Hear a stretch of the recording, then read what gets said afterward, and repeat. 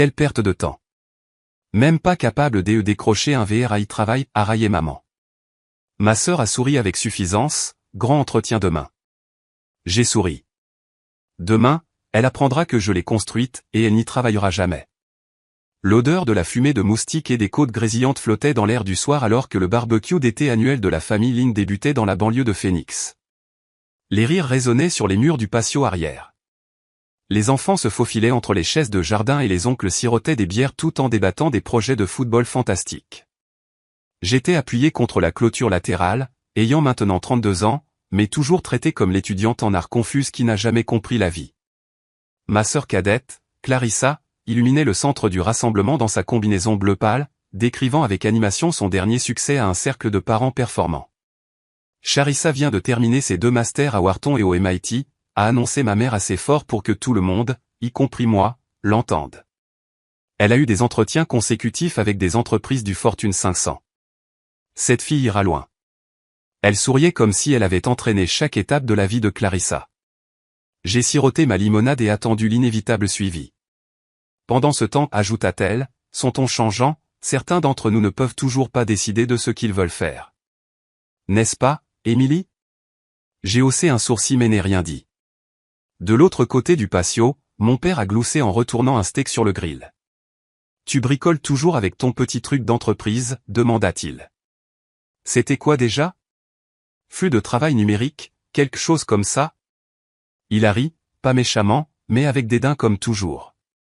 J'ai passé mon pouce le long de la condensation de mon verre en pensant à la réunion du conseil d'administration de 9h du matin demain. Celle où nous conclurions l'acquisition de Halden & Co et annoncerions notre nouvelle équipe de direction élargie. Celle où moi, fondatrice et PDG de Cascade Logic, signerai les approbations finales. Quelque chose comme ça, ai-je murmuré, laissant passer. Juste à ce moment-là, Clarissa a claqué des mains pour attirer l'attention de tout le monde. Devinez quoi? J'ai un grand entretien demain avec Cascade Logic. Ils m'ont contacté directement. C'est l'une des sociétés de conseil en technologie les plus en vogue du pays. Des applaudissements et des félicitations ont éclaté instantanément. Ma tante Vivien s'est précipitée avec un verre de rosé. C'est incroyable, Clarissa. J'ai lu un article sur leur fondatrice. Une femme brillante. Totalement autodidacte. Mon père a approuvé d'un signe de tête. Leur barre d'embauche est incroyablement élevée. Ils ne prennent pas n'importe qui. J'ai retenu un rire en me souvenant de la liste restreinte soigneusement préparée du service RH, assise dans ma boîte de réception, y compris le CV de Clarissa. Elle n'avait aucune idée que l'entreprise dont elle parlait avec enthousiasme depuis des semaines était la mienne, que j'avais construit Cascade Logic à partir de mon studio à Tampa il y a 10 ans, que pendant qu'elle gravissait des échelons que d'autres avaient fixés pour elle, j'avais forgé le mien. Pour quel poste passes-tu l'entretien, ai-je demandé en gardant un ton léger. Ses yeux pétillaient. Consultante principale en stratégie. Pouvez-vous imaginer? C'est pratiquement au niveau de la direction. Oh, ai-je répondu en souriant dans mon verre. J'ai hâte de voir comment ça se passe. Elle a ri, puis a ajouté avec une pitié sirupeuse. Peut-être qu'une fois que je serai embauché, je pourrai intercéder en ta faveur, Émilie. Je suis sûr que Cascade Logic a quelques postes administratifs de premier échelon. Ma mère a approuvé d'un signe de tête. C'est très gentil de ta part, ma chérie.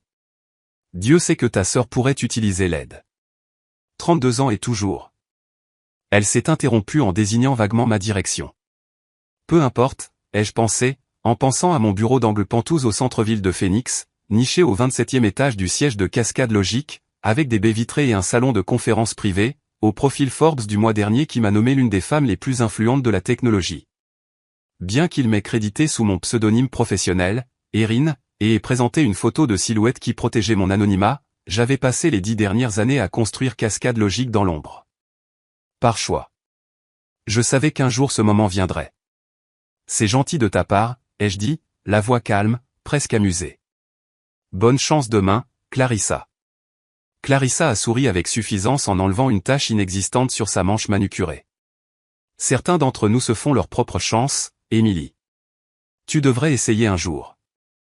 La conversation a continué sur le nouvel appartement de mon cousin, le championnat de pickleball de mon oncle et d'autres gloires académiques de Clarissa. J'ai laissé leurs mots me traverser comme de l'électricité statique. Demain changerait tout. Et je voulais me souvenir de chaque détail de cette dernière soirée, de cette dernière fois où il me voyait encore comme une réflexion après coup.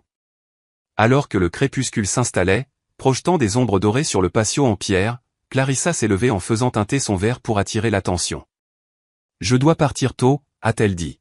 « Je veux être en forme pour demain. » Le PDG de Mosquad Logic assistera aux entretiens finaux, a-t-elle ajouté fièrement, Lynn ou quelque chose comme ça.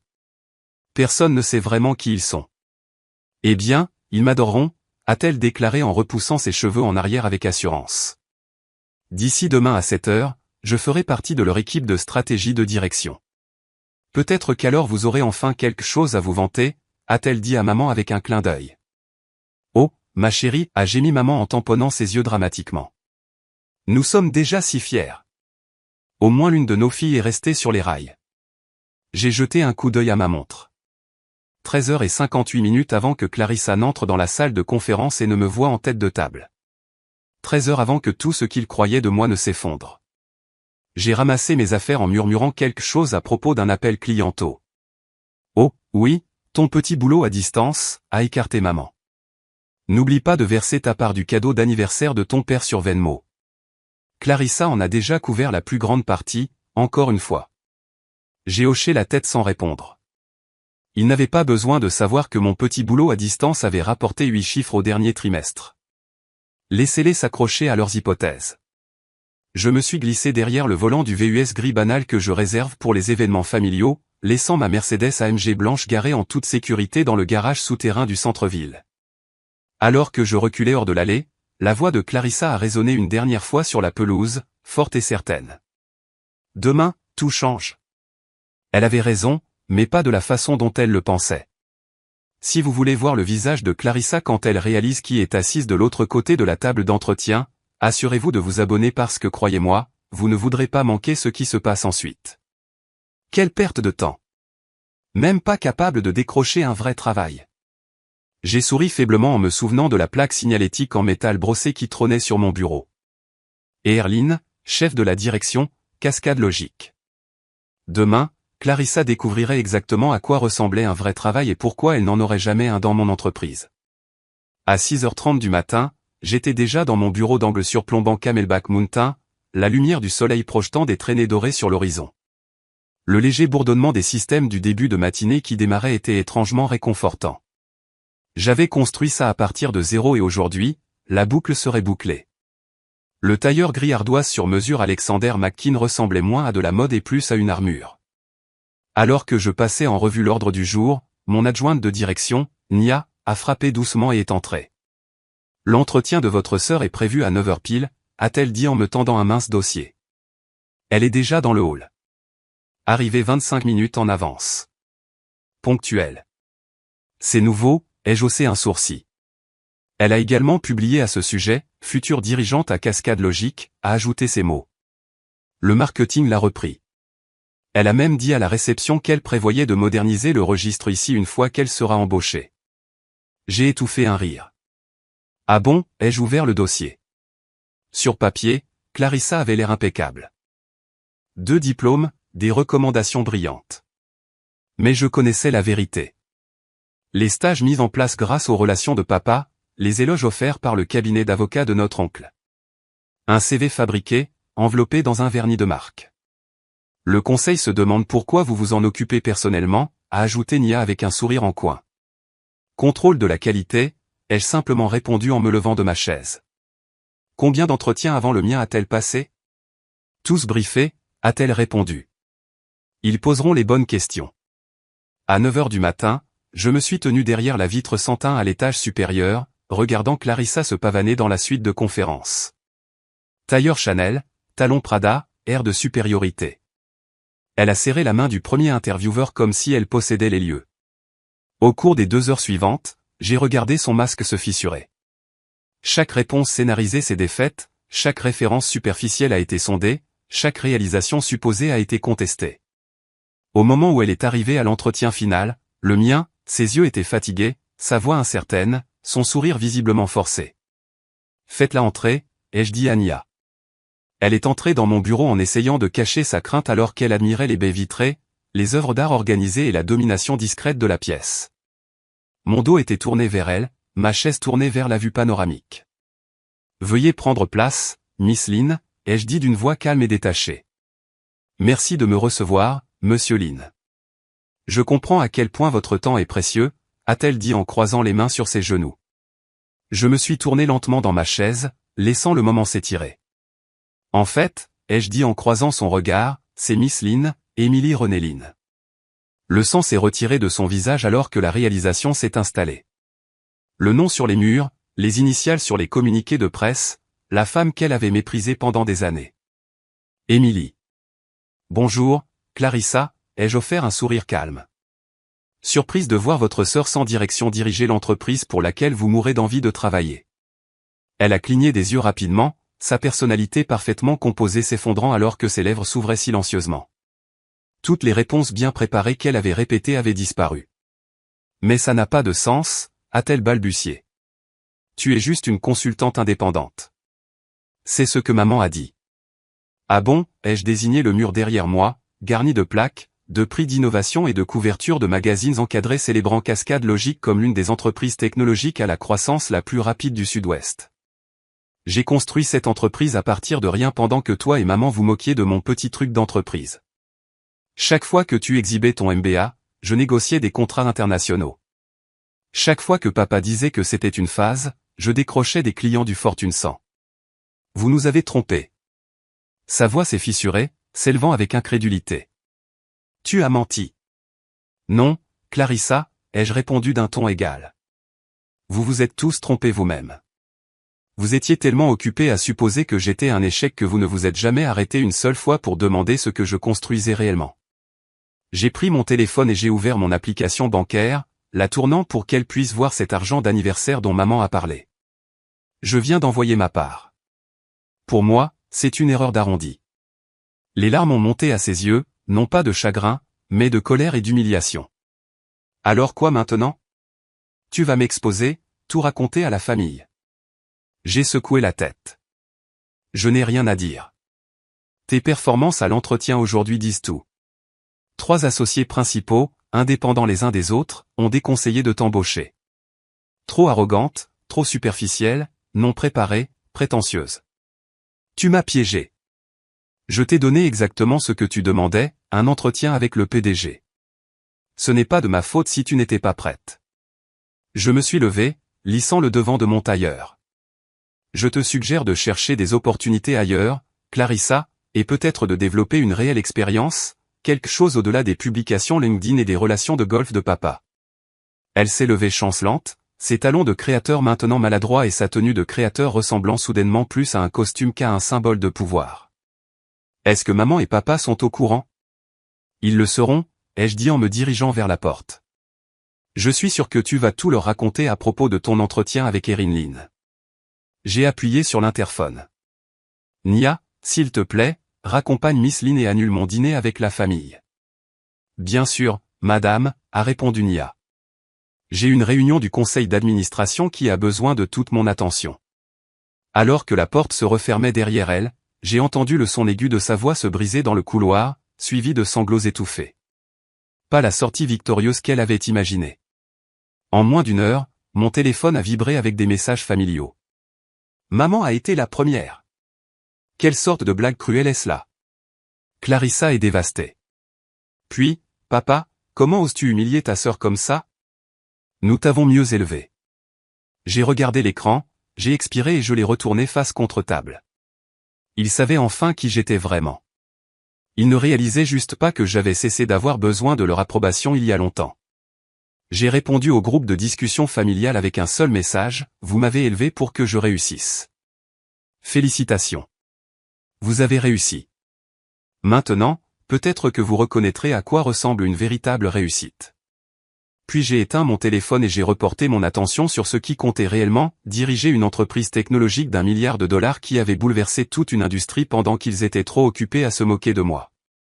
Qu'ils s'adaptent à cette nouvelle réalité en leur temps. Je n'allais pas m'arrêter pour leur malaise. Dans les semaines qui ont suivi, le changement de dynamique familiale était indéniable. Le ton de nos appels, quand ils avaient lieu, était tendu. Fini les commentaires désobligeants et les blagues passives-agressives sur ma petite entreprise. À la place, il y avait des silences maladroits, des sourires forcés pendant les anniversaires zoomés, un malaise général qui planait comme du brouillard. Clarissa a accepté un poste de coordonnatrice de projet de niveau intermédiaire dans une agence de boutique de l'autre côté de la ville. Ce n'était pas le saut de carrière décisif qu'elle avait imaginé. Pas de titre prestigieux, pas de bureau d'angle d'entreprise, juste un emploi standard gagné de manière traditionnelle. Maman et papa ont cessé d'organiser leur barbecue dominicaux réguliers. C'était peut-être la honte. Peut-être qu'ils ne savaient pas comment naviguer dans un monde où la fille qu'ils avaient sous-estimée dirigeait maintenant l'empire qu'ils avaient autrefois ridiculisé. Mais le moment qui a tout cimenté est survenu 3 mois plus tard. Forbes a publié un article intitulé « Le succès silencieux, comment une femme a construit une entreprise d'1 milliard de dollars alors que sa famille pensait qu'elle échouait ». Mon visage était en couverture, col plein, tailleur impeccable, la ligne d'horizon de cascade logique derrière moi. Pas d'ombre, pas d'ambiguïté, juste moi. J'ai fait livrer 10 exemplaires expressément au domicile de chacun des membres de ma famille. Pas avec une note, pas avec un message, juste le magazine, juste la vérité. L'article détaillait mon parcours, du travail d'appoint en freelance dans un appartement exigu à Tampa à la construction de l'une des sociétés de systèmes intégrés d'IA les plus recherchées aux États-Unis. Il soulignait les points de basculement, les sacrifices silencieux, la persévérance implacable qu'ils n'ont jamais vue et sur laquelle ils ne se sont jamais renseignés. À la fin, la dernière phrase disait, parfois, le succès n'a pas besoin de crier. Parfois, il signe juste l'échec. Et honnêtement, c'était suffisant. Je n'avais plus besoin de leurs éloges, ni de leur reconnaissance. J'avais construit quelque chose de réel, quelque chose de durable, quelque chose qu'ils ne pourraient jamais enlever. Qu'ils racontent à leurs amis. Qu'ils ajustent leurs histoires pour se donner une meilleure image rétrospectivement. Qu'ils prétendent qu'ils l'ont toujours su. Pendant ce temps, je serais à Cascade Logique à préparer notre expansion en Europe, à conclure 2 nouveaux accords d'entreprise et à encadrer la prochaine génération de femmes fondatrices de technologie. Le succès avait déjà parlé de lui-même, et pour moi. Et je n'avais aucune intention de baisser le volume. Si vous avez déjà été sous-estimé par les personnes qui étaient censées le plus croire en vous, croyez-moi, je vous vois. J'ai passé des années à me faire dire que j'étais trop vague, trop artistique, trop perdu. Pendant que ma sœur se baignait dans les éloges, j'étais la blague de la famille. Mais je ne me suis pas battu avec des arguments ou en cherchant l'approbation. J'ai construit quelque chose de réel, quelque chose qu'ils ne pouvaient pas ignorer, même s'ils essayaient.